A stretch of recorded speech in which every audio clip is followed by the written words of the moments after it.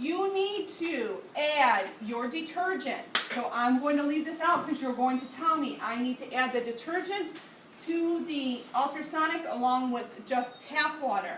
It tells you on the back, just like you can always contact your manufacturer to find out the directions. It tells you how much you need to add.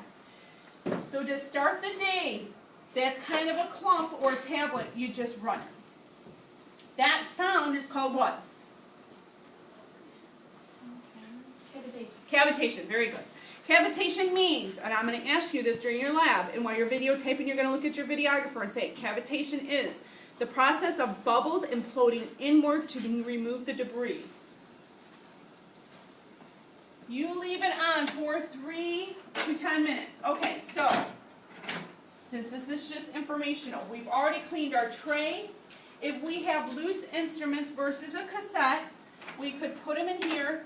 Honestly, it's not wrong just to drop them in your ultrasonic. You put them in your, make sure you're using the correct gloves. Put the top on it, and then you know that's how they are bagged when they come out. There could be instruments in here, so you do not reach in and get a portal entry, which is periental. You're putting a hole. You drop your instruments in, place them on top, place your top on. If I don't place my top on, what's going in the air? Airborne. Very good. Very good. So I'm going to say, how long do you place it on? It's on your paper. It says 3 to 10 minutes.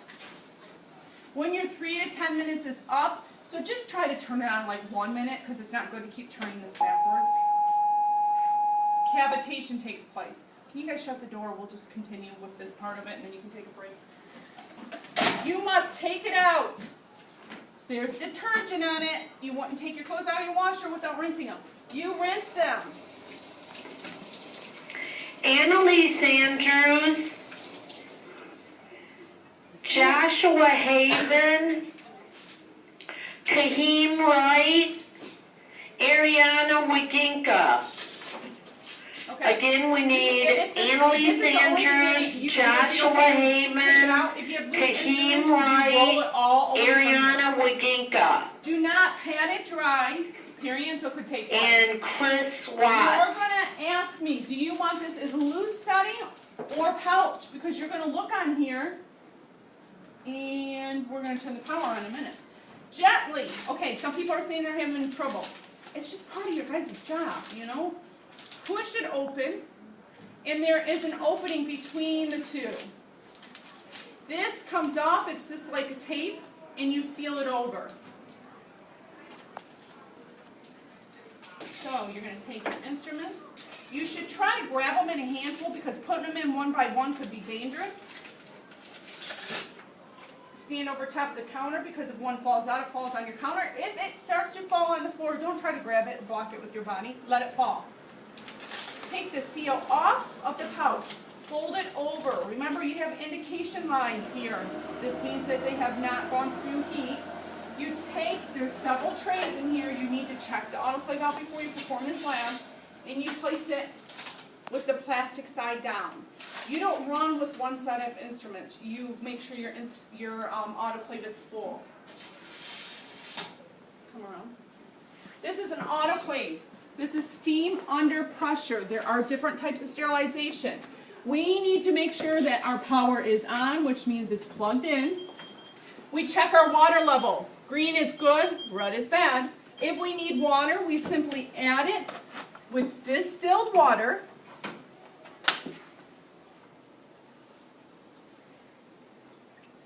Make sure it's in the green. We close it.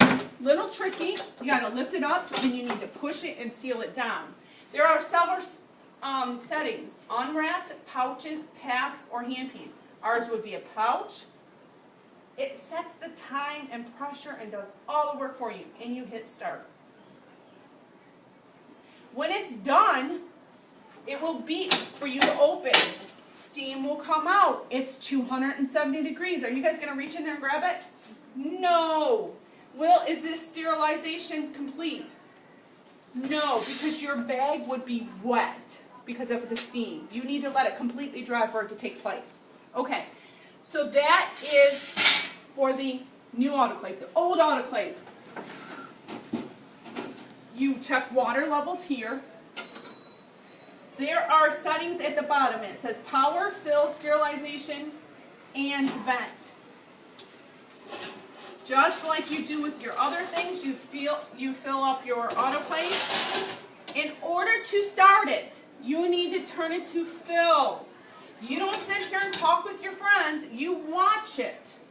That means all the water is going through your chamber and filling. I can show you a video on this if you'd like. And then it says to fill, cover plate. That means the water needs to cover this plate.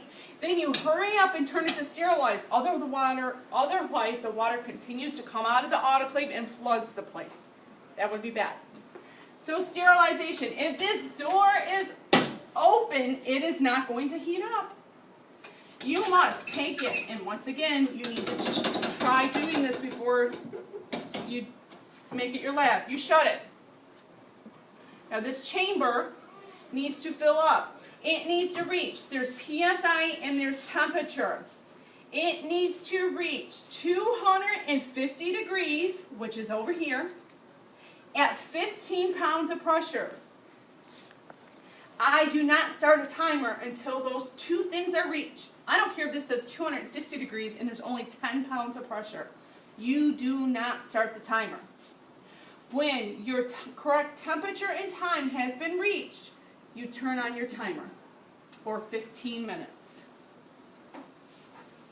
When the 15 minutes is up, you'll hear this. You still have 15 pounds of pressure in here. If you tried to open this, it'd be difficult to open because it's like a chamber. It's a locked chamber. There's a lot of pressure. You need to vent it.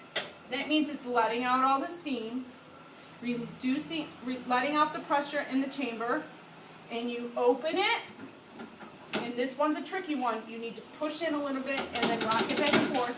Once again, steam's still coming out. It's 250 degrees. Do not touch it. And that is your lab.